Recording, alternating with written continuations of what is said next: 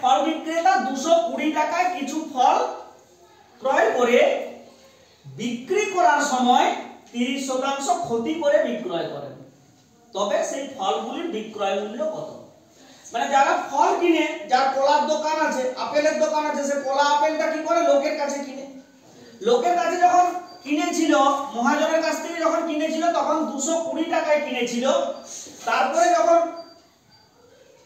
খদ্দেরকে বিক্রি করেছে, খদ্দেরকে বিক্রি করার সময় কি হয়েছিল, তার 30% ক্ষতি হয়েছে।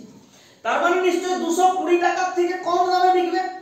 220 টাকার থেকে কত কম দামে না, 220 টাকার থেকে 220 টাকার উপরে 30% করলে যত টাকা হবে তত টাকা দামে।